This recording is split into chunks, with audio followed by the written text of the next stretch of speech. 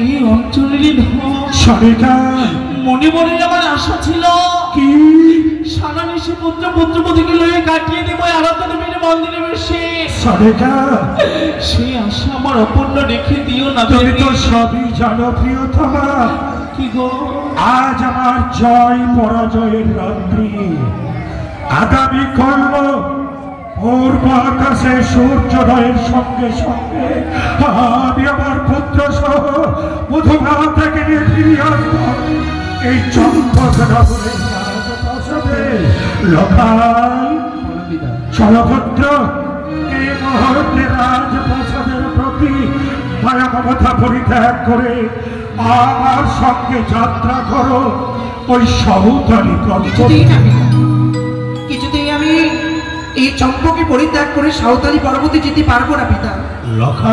পিতা গো, তুমি একটি নিশির জন্য আমায় নিয়ে গিয়েছিলি এই চম্পকে পরিত্যাগ করে আমায় উজানিতে শুভ বিবাহ চলে। সত্য, আজ শুভ বিবাহ আমার সম্পূর্ণ হয়েছে পিতা। তাই আমার সহধর্মিনীকে সঙ্গে নিয়ে এসেছি আমি চম্পকে নগরে। আজ আমারও ফুলসজ্জার নিশি, তাই এই নিশি যে আমি চম্পকে যাপনে করতে চাই পিতা। ইহা সম্ভব নয় পুত্র। কেন পিতা?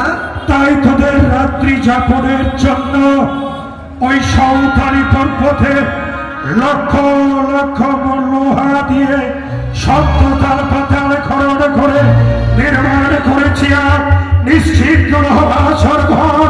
আর সেই ঘরে রাত্রি যাপন করবে আমার পুত্র সহ পুত্রবধূ বেহুলা লক্ষিন্দর। কি বলি মা, তুমিও কি আমায় বিদায় দিয়ে পাঠিয়ে দিতে চাইছো ওই সাঁওতালি পরবর্তী? বলো না। মন যে চাই না তোকে বিদায় দিতে লক্ষাই।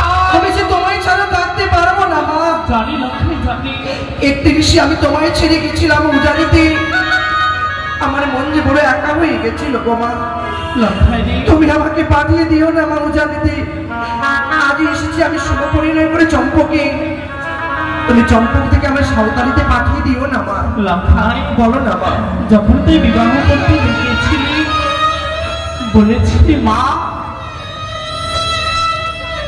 পিতা হয় দশরথ, আমি মাতা হয় আমারই রানী মা কৌশল্যা। তবে কেন? তুই তো বলেছিলি পিতৃ আদেশ পালন করার জন্য 14 বছর রামচন্দ্র গিয়েছিল বনবাসে। একটি ঋষির জন্য আমায় যেতে দাও বিবাহ করতে বাবা। তুমি আজ কেন পারবি না বাবা? তবে তুমিও আজ আমায় পাঠিয়ে দিচ্ছ মা।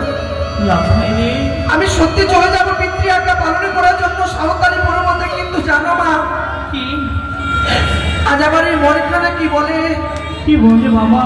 তোমায় ছেড়ে যদি আমি চলে যাই সাঁওতালি পর্বতে চম্পকে পরিত্যাগ করে, এই জীবনের যে আমার শেষ দেখা হবে তোমার সাথে লক্ষাই, আমি যে আরে কোনোদিন তোমায় মা বলে ডাকতে পারবো না মা।